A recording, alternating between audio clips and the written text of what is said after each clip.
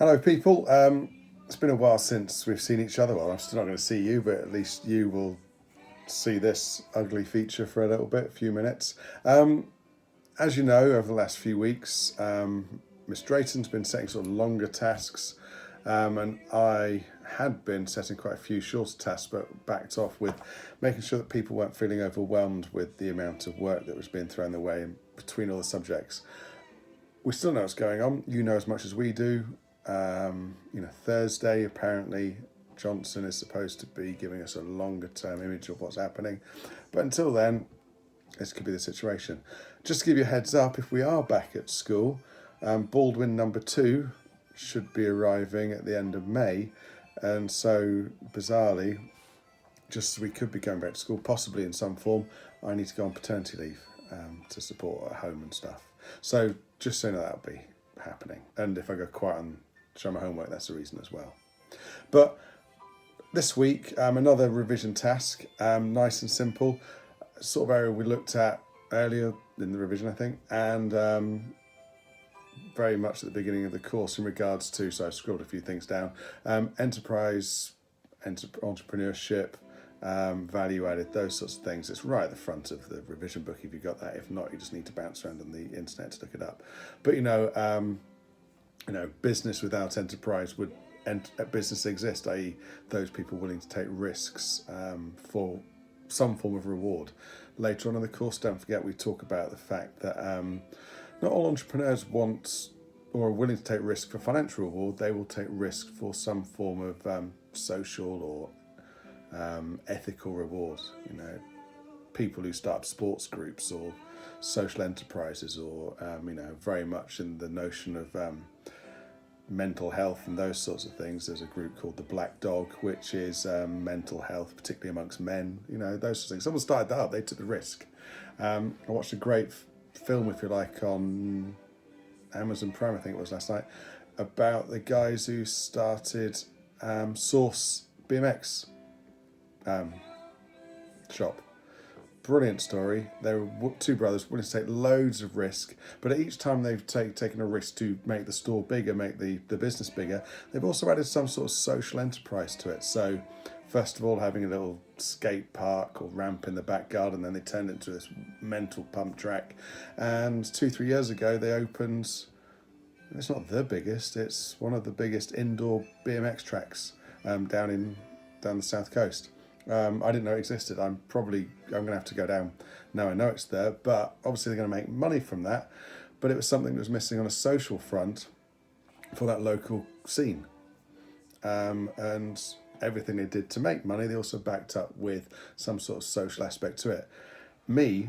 I believe that that's what's made their success. I talk about Rich at Salt City a lot. Part of the reason he struggles is that he hasn't created a scene around his business. He hasn't got that social entrepreneurship. He's just got the entrepreneurship in a standard form. And he's not particularly doing well at that. You also need to know about the difference between goods and services. We talked about that. One's tangible, one's intangible, and how business ideas come out for a number of reasons. Spotting a gap in the market and going, oh yeah, that's a good idea. A moment of serendipity, an idea comes along which you weren't really thinking about, but then it comes to mind. A hobby that develops. So Rich at Salt City was a hobby that developed. Again, the guys who started Source BMX, that was a hobby that sort of developed with parents that said, you don't sit around, you get a job. And they had interest in the BMX scene, and they'd made contacts, so it made sense. And they went from a tiny store to this huge business that they are now, award-winning, all sorts of stuff. You might see a product that already exists, and you might make it a little bit better or adapt it, that sort of stuff. The Tesla car example, big company. Are they going to survive? Are they going to be profitable in the long term? Who knows? But a car's not a new idea. It's just they looked at this car. He believed he could make it better, and he proved it. The notion of what an entrepreneur is. It's someone who's not only willing to take the risk, but it could be somebody who's able to take all the variable things going on in a business or a business idea and then pull it together to make it profitable. So again, the brothers from the Source BMX shop, One was the free-minded thinker, the other one was the business guy. You could argue that the business guy is quite boring on his own, and without control, the free thinker is just out of control. But together they created one solid entrepreneur willing to take risks, try and make money, but organise resources and be able to manage day-to-day tasks. And if they couldn't manage those day-to-day tasks, they were strong and capable enough to understand they needed to get people in.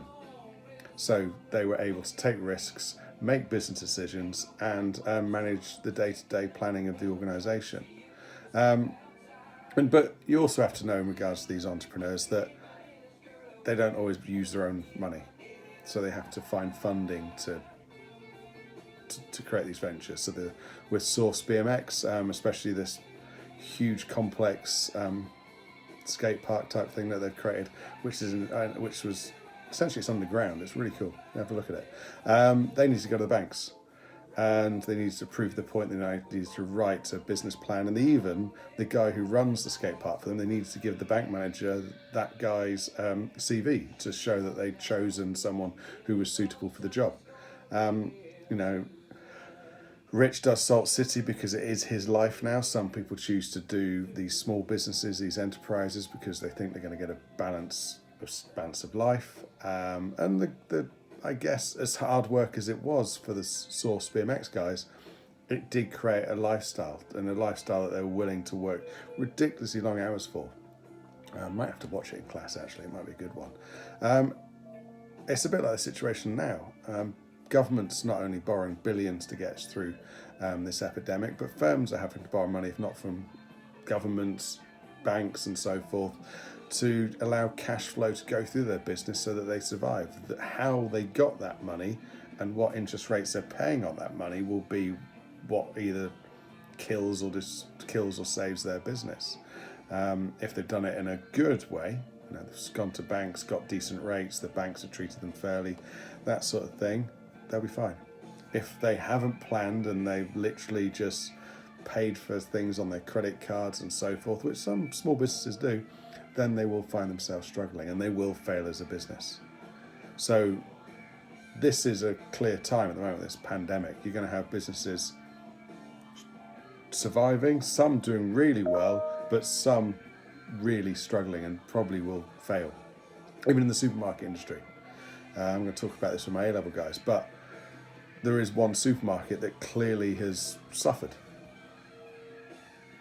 The pause there was to wonder if you guys knew who it was. And it's not the supermarket you might think, but it's Marks and Spencer's. Pretty much everybody else has an online aspect to their food part. Lidl and Aldi are slightly different, but every other supermarket does, and Marks and Spencer's don't until they get online with Ocado towards the end of this year, which again I think I mentioned to you guys. And they failed to take the risks and the leaps early on to join that industry, the online industry, and now they're paying the price. Big business, which is more later on in the course in A-level, but it's still relevant that they failed to take the decision as entrepreneurs to take that risk to get into the online supermarket industry. Their market's primarily older people. They're more likely to be self-isolating, and customers can't get to them. It's why you could argue that Ocado had to pretty much shut down their website for 2 weeks, because I guess all the people that have been shopping in Marks and Spencer's, a lot of them tried to go to Ocado. If not Ocado, possibly maybe Sainsbury's, but that's my viewpoint. So anyway, do some revision on that, or listen to this, and then have a go at the 10 questions. And that's all I want you to do this week. I might later on in the week add a little bit of a research task, but you should be keeping an eye on the news. So stay in, stay healthy. I'm sure everyone's saying that to you guys. Use your common sense, and hopefully see you soon. And if it's after the end of May, beginning of June, I'll see you with being a dad with 2 kids. So I probably look very tired. So cheers, thanks a lot.